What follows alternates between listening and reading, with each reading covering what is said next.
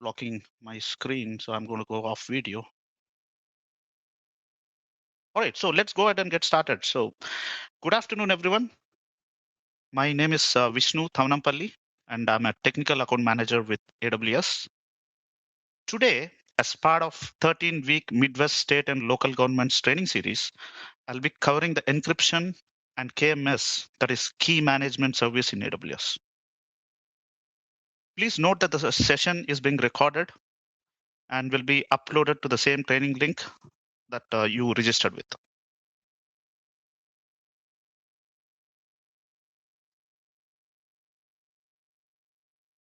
All right, let's look at the agenda for today. So I'm going to start with the team introduction, then a quick touch up on the housekeeping, then move on to introduction to KMS. Then I'll talk about the encryption primer, client-side encryption, server-side encryption, and finally end the discussion with other capabilities that KMS has to offer.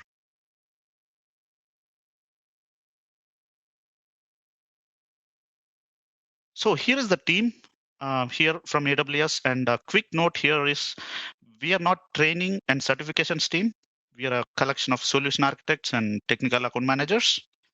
So that said, you can contact any of us through the Slack channel or by direct email. We as a collective team are thriving to help our state and local governments through training and enablement that help deliver value to their customers or citizens. So today, I do have this opportunity to talk about and present the encryption methodologies and key management service in AWS. So let's begin. Quick housekeeping here. Here is the website where you can find the agenda, presentations, and recordings. And we do have a Slack channel where you can communicate with us anytime. And there is a link to the homework towards the end of the presentation that I'm going to show. One quick note here is this is a public forum, so it is for general technical questions in relation to the material. Please do refrain from asking or posting any customer confidential or company confidential information or questions. Again, that said, please feel free to post your questions on Chime chat. I would highly encourage you to join our Slack channel. So that's it. Let's get started. So KMS, Key Management Service in AWS makes it seamless for you to create and control the encryption keys that are used to encrypt your data. Well, it's a resilient service and deployed on a per region basis inside AWS, and it uses FIPS 140-2 validated hardware security modules in order to actually protect your master keys. For those of you who is wondering on what the master key is, I'm going to speak to it in a little bit. So here the thing is you actually control access to the keys on whether they can be used by different clients to encrypt or decrypt or both. Well, KMS looks after the keys from the point of view of durability and scaling and so on and so forth. All the actual KMS API calls that you make are recorded in CloudTrail. Next, it is integrated with over 117 plus services, AWS services, and encrypting data in those services is as easy as checking a box in your console. And some of the most commonly used services like S3, RDS, Elastic Block Store, Elastic File System, DynamoDB will allow you to encrypt the data that is stored in the services just by clicking a box on your console. Coming to Lambda, Lambda can actually connect to KMS to encrypt or decrypt the data once you have provided the required access for KMS service and encryption keys to the Lambda itself.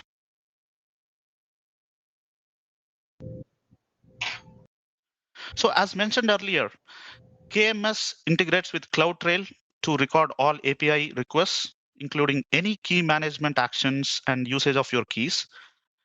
This gives you visibility into who created the key or who accessed the key or for what operation and so on. So which will in turn be useful for your audit trials. So KMS supports AWS encryption SDK and other client-side encryption tools. It's a low latency, high throughput, and high availability in a specific region. And it's a managed service, not just to create and store, but you can verify, rotate, delete, or use your keys. Now the question comes, when should you consider encryption and why do I use KMS?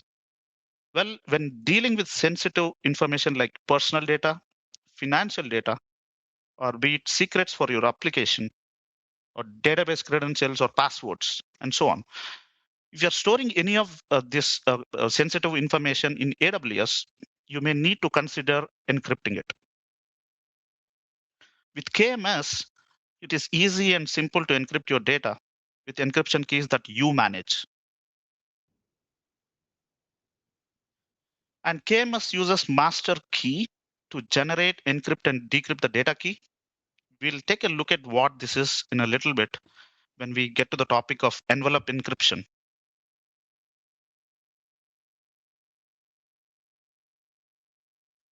Right.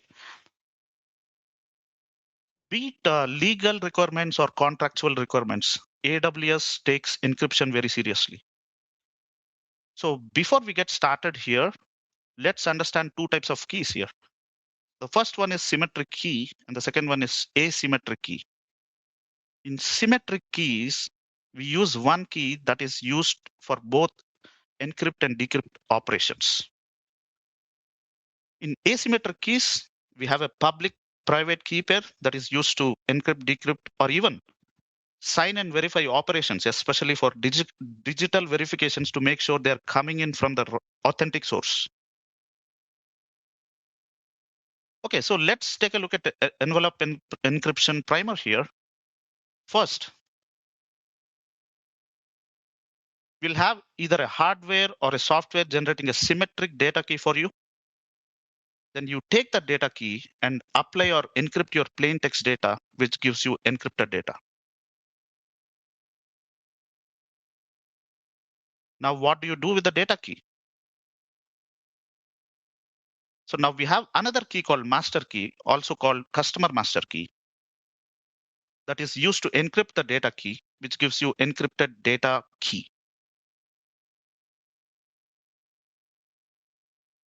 Now for the master key, please do note, we can have separate authorizations on who can use the master key to decrypt the encrypted data key. With this, now we have an encrypted data key. We can store this encrypted data key with the encrypted object, which is in ciphertext. So basically, we can keep the encrypted data key along with the encrypted data in together. When you put it in storage, that is encrypted at rest. So although we are storing our encrypted data key next to the encrypted data, not a problem, because the key to that encrypted data key, which is a master key, is stored somewhere else. Well, we have a master key. How do you secure it?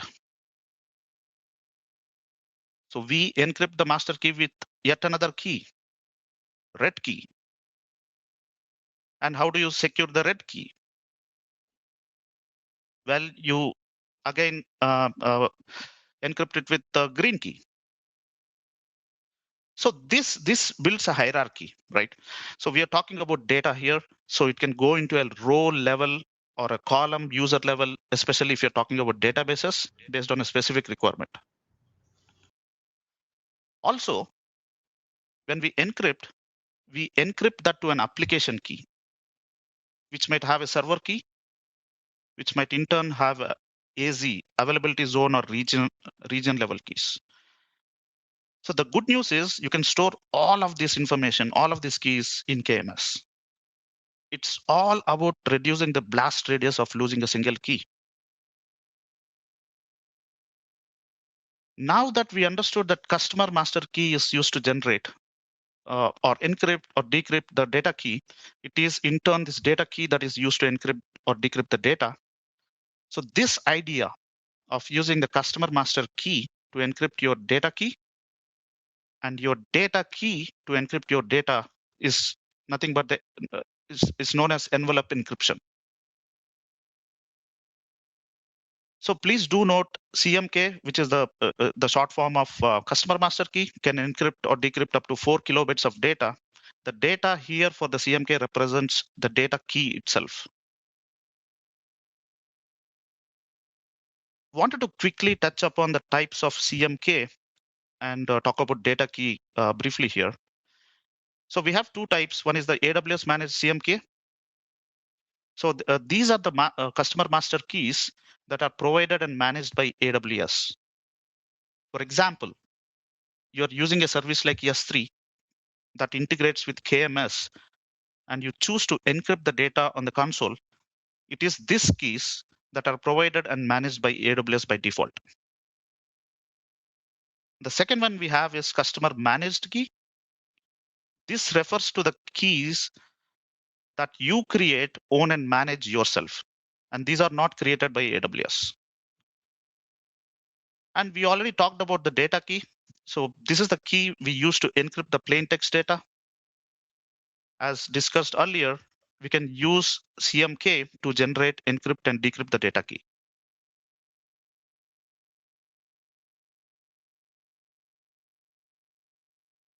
Moving on. Okay, so why do we use envelope encryption? Why not directly encrypt the data using customer master key? Well, by using envelope encryption, it is data key that gets sent over the network to KMS, not the data itself. So this avoids sending all the data to your KMS or the network, which in turn also helps with the performance and security. And what are the benefits? Limited risk of compromised data key. You have better performance for encrypting large amounts of data, and easier to manage. A small number of master keys versus we're talking billions of data keys. We have centralized access and audit of key activity in CloudTrail.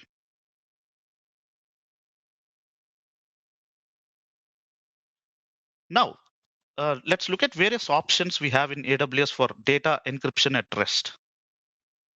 So we are going to look at a couple here, so which is the client-side encryption and the server-side encryption on a high level. The first one is the client-side encryption. The concept here is that before the application that is generating or processing the data wants to transmit the data out, it needs to encrypt it. And the application needs to be able to encrypt the data, but it needs keys to do that, as we discussed earlier. So, well, AWS offers helper tools for customers that want to do client-side encryption. For example, AWS Encryption SDK. This will simplify your encryption and decryption procedures. On the other hand, there are some AWS services that have dedicated encryption clients like S3, DynamoDB, Elastic MapReduce file system, and so on. And you can use keys from several different places, including the application to generate the keys for you, on-premises key management solutions, and cloud-based solutions. And also do note that when you use client-side encryption, you are responsible for proper implementation of algorithms, be it encryption and decryption. So you have an additional responsibility of implementing the key management mechanisms yourself. The next one we have is the server-side encryption. So this is where you're asking service itself to encrypt and decrypt the data on your behalf. So the service is responsible for all the encryption and decryption implementation details instead of a customer here.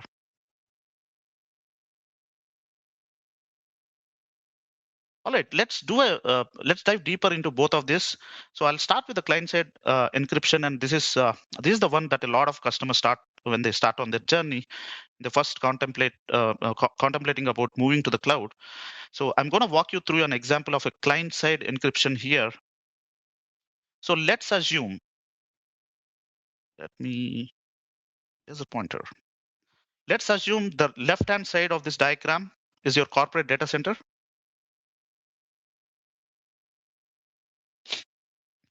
And let's say you have a requirement to keep your keys on-premise to encrypt data before transferring it out. So in this scenario, if you use the AWS encryption SDK or AWS encrypt or the S3 client, AWS cannot see your data keys.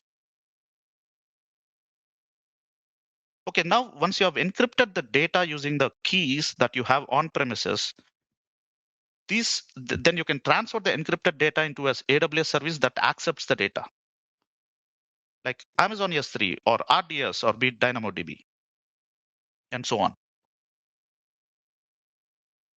So notice in this scenario, the unencrypted data and the unencrypted keys were never transferred anywhere. They were actually kept on-prem. The only thing that was transferred was the encrypted data and encrypted version of the key. So that is one option. So there could be another option. Is that you can have an application sitting in your on-premises environment. You could instead of having applications sitting on your on-premises environment, you could have the same application running in an EC2 instance inside your own virtual private cloud, as I'm highlighting here.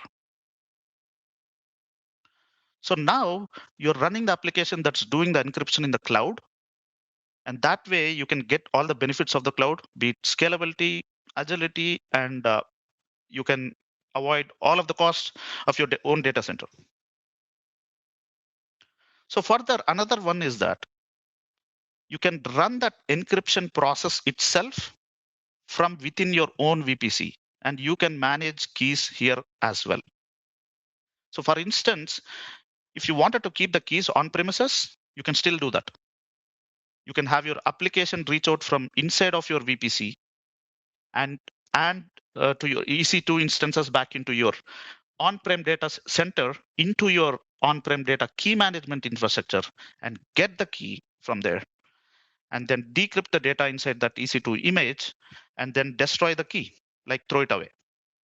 So this is possible. Now that you have data in clear text sitting inside the infrastructure, it's just another option. If you want to manage the keys on-prem, you can still do that, or even if you're running your application from the cloud. So another option we have, yet another option is is to run that key infrastructure in the cloud as well, as I'm highlighting here. So this can be another separate VPC, another virtual private cloud that only you have access to, and you can have the key infrastructure inside that VPC. Well, we have so many options here, and yet another option is to have a third party generate that for you so that you have separation of duties. So this could be an AWS technology partner. That is, you can have a trusted third party also provide keys in the cloud and do the key infrastructure for you. And that way you have separation of duties.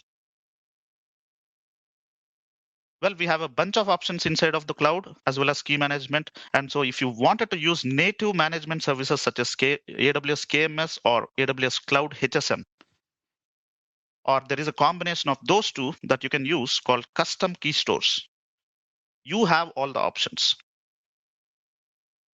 And we are not done yet.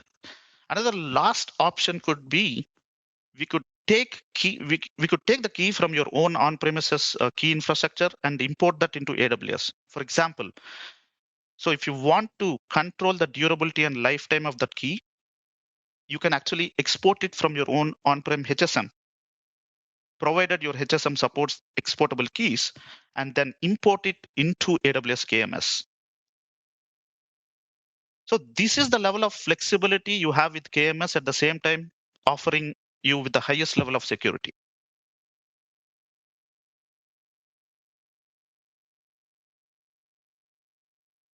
Moving on. All right, so let's take a look at the server side encryption here. So on the left side, as you already know, it is pretty similar. You have a data center on your left side. First, the customer provides the plain text data to be encrypted and pushes that into the targets like S3, RDS, or DynamoDB through AWS SDK. Or You could have an application running in your EC2 in your virtual private VPC, virtual private cloud or VPC on AWS, just like in the last example. So the target service calls the KMS service with generate data key request now. KMS produces a data key and encrypts the data key using a customer master key and sends the data key and encrypted data key back to the calling service. Now the calling service, be it S3, DynamoDB, and whatever it may be, uses this data key to encrypt the plain text and stores the encrypted data and encrypted data key together in the storage, and further destroys or throws the data key away after its use. So I think this will make more sense when we look at an example. Let's take a look at the example of S3 with little more details on the steps involved. So before we start here, real quick, S3 server-side encryption in S3 encrypts data at an object level as it writes to the disks and decrypts it when you access it. So let's start with the encryption part here. Here you have a plain text data that you wanted to upload to S3 and encrypt the data while it is. You want to make sure it is encrypted at rest. When you upload the plain text object to S3 and select encrypt option on the console, the S3 internally calls the KMS with a generate data key request. So what KMS does is KMS produces a data key and encrypt the data key using a customer master key and sends the data key and encrypted data key back to S3. Now S3 uses the data key to encrypt the plain text and stores the encrypted data and encrypted data key together in S3 object. Then what happens to the data key? Well, S3 destroys or throws it away. So if you have to look at the decryption part of the story, when there is a read request to S3 for plain text data, S3 sends the encrypted data key to KMS. KMS then decrypts, and KMS then decrypts the encrypted data key using CMK and sends back the data key to S3. And well, S3 now decrypts the data using the data key and throws the data key away or destroys it after its use. So essentially, every time there is an encrypt or a decrypt operation, you're calling KMS and using CMK, which is the customer master key, to do the job for you. Also, on a quick note, you have a unique data key per object that you put into the service, as you have essentially 3 options for server-side encryption in S3. So one is the server-side encryption with customer provided keys. And the second one is server-side encryption with Amazon S3 managed keys. And the last one is server-side encryption with AWS KMS managed keys. So as part of today's discussion, we are not going into details of this.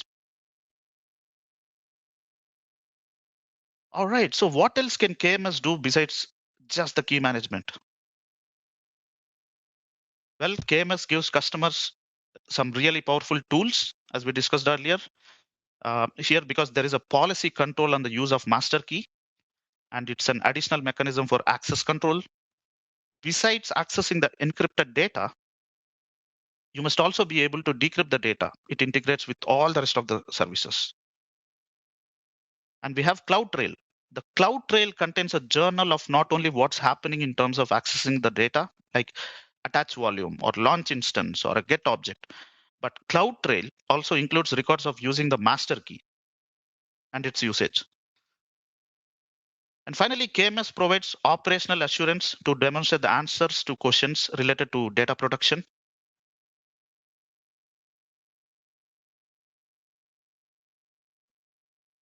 Well, I have the links to survey and homework here, and we'll upload the presentation to the same training link post this session.